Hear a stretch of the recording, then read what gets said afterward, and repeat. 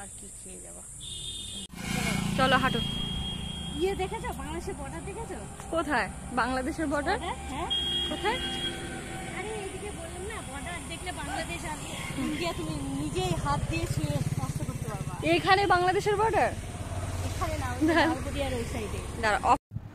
আমরা এখন রাস্তায় আছি, চলেছি একটা জায়গায়। ভিডিও শুরুতে তো দেখে নিশ্চয়ই বুঝতেই পারছো কোথায় গিয়েছি। আচ্ছা, যারা যারা বুঝতে পারোনি তারা দেখো ভিডিওটি, যারা বুঝতে পেরেছো তারাও দেখো। আশা করি ব্লগটা ভালো লাগবে। আর আমি তোমাদের বলে দিচ্ছি একটু বাদে কোথায় গেছি আজকে। এখন আমরা মৌ আর আমি ঘুরতে বেরিয়েছি ওই আশেপাশে একটু রাস্তায়। আর বিকেলবেলা যেহেতু, তাই ওয়েদারটাও ভীষণ ভালো। দেখো হাওয়ায় জামা দেখে বুঝতেই পারছো জামাটা উড়ে উড়ে যাচ্ছে বারবার। আর বিকেলকার ওয়েদার দারুণ লাগে ঘুরতে, তাই আশেপাশে একটু বেরিয়ে পড়েছি। আশেপাশে বলতে পারো ওই প্রকৃতির দৃশ্য দেখার জন্য, খোলা শ্বাস প্রশ্বাস নেওয়ার জন্য। যাই হোক, চলো এখন একটু ফাঁকা মাঠ দিয়ে আমরা একটা জায়গায় ঘুরতে গেছিলাম। ওখান থেকে ঘুরে তারপরে তোমাদের সাথে একটা খুব সুন্দর জায়গা শেয়ার করব। চলো, এই জায়গাটা কুশমন্ডি আসার পরে তোমাদের সাথে কোনোদিনও শেয়ার করা হয়নি। এসেছে মোটামুটি 2 থেকে 3 বার এখানে, তবে একবারও শেয়ার করা হয়নি তোমাদের সঙ্গে। একবার ঢুকতে পারিনি, সামনে থেকে ঘুরে চলে গেছিলাম। আর একবার ভেতরে ঢুকেছিলাম, বাট ভিডিও করা হয়নি। তো চলো আজকে অবশেষে তোমাদের সাথে একটু দেখানো যাক ভিডিওটিতে।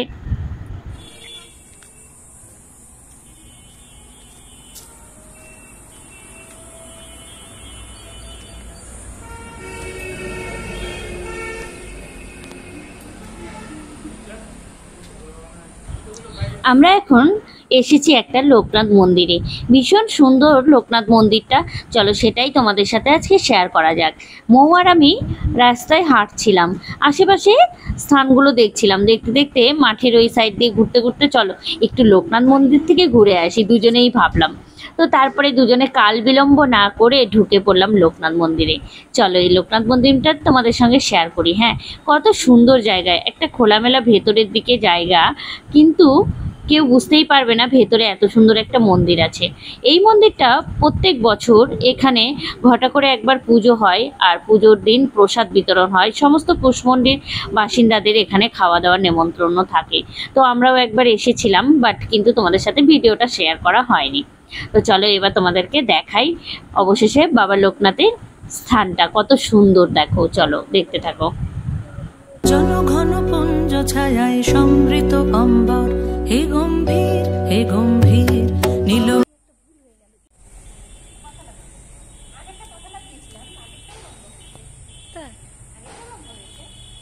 না না না, ঠিক আছে। পরে এন্ট্রিটা নিয়ে নেবো। ওটা ফেসবুকে দেওয়া যাবে। পৃথিবীতে সব থেকে পবিত্র স্থান হলো মন্দির।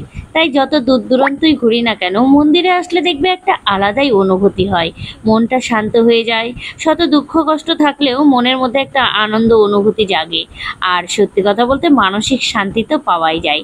তাই এরকমই একটা লোকনাথ মন্দিরে এসে আমরা ভীষণ শান্তি অনুভব করছি। আর এই জায়গাটা এতটাই শান্তশিষ্ট জায়গা যে এখানে এসে দুদণ্ড বসে থাকলেও খুব শান্তি পাওয়া যায়। তো পরের দিন আবার ভাবছি, পরের দিন বলতে কিছুদিন পর আবার ভাবছি একবার আসবো, এসে শান্তশিষ্ট হয়ে এখানে একটু বেশি সময় ধরে বসে থাকবো। আর মনটাও শান্ত হবে, তাতে মানসিক শান্তিও পাওয়া যাবে। এমনটা নয় যে আমরা মানসিক শান্তি অন্য জায়গায় পাই না, তবে মন্দির মসজিদ এগুলো স্থানে একটা আলাদাই অনুভূতি হয়। মৌ এবার প্রণামটা সেরে নিল ঠাকুরকে। ও খুব ভক্তি সহকারে প্রণাম করে নিল। বাবা লোকনাথের মূর্তিটা দেখতে ভীষণ সুন্দর, সামনে থেকে দেখলে আরও বেশি ভালো। ক্যামেরাতে অতটাও সুন্দর আসেনি। আর এই চারপাশের স্থানটা আরও ভীষণ সুন্দর। এখানে একটা ছোট্ট মতো বাগানের মতো আছে, ওই পার্ক টাইপের। কয়েকটা ফুল গাছ, আম গাছ, এগুলোই সমস্ত কিছু। আর বাগানটার চারিপাশ দিয়ে অনেক রকম টবেও গাছ ছিল, ভীষণ সুন্দর লাগছিল দেখতে। আর এখানকার ওয়েদারটাও খুব সুন্দর লাগছিল, চারিপাশে ঘেরা ঘাড়া, কিন্তু ভীষণ ভালো লাগছে। যা গরম। ওই গাছটাতে কি আম ধরেছে দেখো, বোঝা যাচ্ছে না? তুমি দেখতে পাচ্ছ আমগুলো? এই তো এইটাতে, এবার বুঝতে পেরেছি। সামনে দুটোতে দেখো, বড় বড় আম দুটো দেখো সামনে। কিন্তু ভালো লাগে বলো, এইভাবে বসে থাকতে সুন্দর লাগবে। হ্যাঁ, ভালো লাগছে, জায়গাটা ভালো। দুজনে মিলে একটা ছবি। চলে এলাম। এবার আমি দেখো ঘেমে কি অবস্থা। এবার এই ড্রেসটাকে বাথরুমে কেচে দিয়ে আমি যাব একটু গা ধুতে, মানে স্নান করতে। প্রচণ্ড গরম লাগছে, আমার আর কিচ্ছু ভালো লাগছে না। তো এখন আমাকে গা না ধুলে আর শান্তি পাচ্ছি না। আর গুড্ডুকে তোমরা দেখেছো, এই দেখো এই দেখো পালিয়ে যাচ্ছে এই দেখো বাথরুমে চলে গেছে।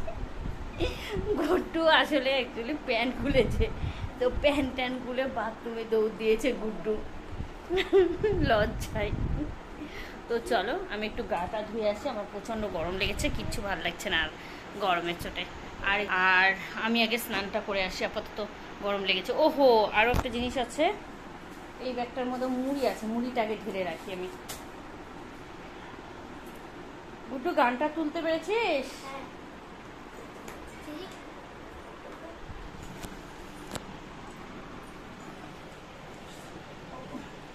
বাথরুমে গেট খুলে রাখলি কেন? দে তো মুড়ি কৌটোটা দে। ওদিকে ফ্রিজে আছে মাছ, কিছু বের করে রাখবো মাছটা, কারণ প্যাক করছিস না ফোন ক্যামেরা। ঘুরে আসার সময় একটুখানি মুড়ি নিয়ে এলাম, মুড়ি বাড়ন্ত ছিল তাই ভাবলাম একটু মুড়ি নিয়ে যাই। আর গুড্ডুর এই তো টুকিটাকি চকলেট এগুলোই নিয়ে এলাম। তো চলো এখন এই মুড়িটা ঢেলে রাখি আর ফ্রিজের মাছটাও বের করে রাখি চলো। আর যা গরম পড়েছে, যতক্ষণ আমি এখন গা ধুতে যাচ্ছি ততক্ষণ আমি শান্তি পাচ্ছি না, জানো তো। এই জামাটা চেঞ্জ করে এখন গাটা ধুয়ে, মানে জামাটা একটু জল কাঁচা করে দেবো, তারপরে গাটা ধুয়ে আসবো। আর বাথরুমে না যাওয়া অবধি আমি শান্তিই পাচ্ছি না। তো এগুলো সমস্ত করে রেখে ঘরটা ঝাড় দিয়ে তারপরে যাব আমি গা ধুতে, কারণ গা ধুয়ে এসে আর ভালো লাগবে না বাথরুমে যেতে। তো চলো, এই যে মাছগুলো দেখো একেবারে বরফে জমে গেছে, 3 পিসের মতো বড় বড় মাছ আছে। এটা হলো কাতলা মাছ, এটা গতকালকের আগের দিন এনেছিল তোমার দাদাভাই, আর এটা রেখে দিয়েছিলাম। কালকে তো চিকেন ছিল তাই কালকে আর খাওয়া হয়নি, আজকে এটা রাত্রিবেলা খাওয়া হবে, রান্না করব এখন। তো চলো আজকের ভিডিওটা এ পর্যন্ত, দেখা হবে কালকে আবার একটা নতুন ব্লগ নিয়ে। সবাই ভালো থেকো, সুস্থ থেকো। আর আজকের ব্লগটা কেমন লাগলো অবশ্যই জানিও কিন্তু, ঠিক আছে। আর এই যেখানে ঘুগনি আছে সেটাই তোমাদের সঙ্গে শেয়ার করছিলাম, এটাও বের করে গরম করব রাত্রিবেলা। আর ও হ্যাঁ, আর একটা কথা বলি, আজকে লোকনাথ মন্দিরটা যে তোমাদের দেখালাম, যাদের ভালো লেগেছে তারা অবশ্যই কমেন্টে জানিও। হ্যাঁ, ভীষণ ভালো একটা মন্দির, তোমরা চাইলে আশেপাশে এসে দেখে যেতে পারো লোকনাথ মন্দিরটা। চলো তাহলে আজকের মতো এ পর্যন্তই, সবাই ভালো থেকো, টাটা।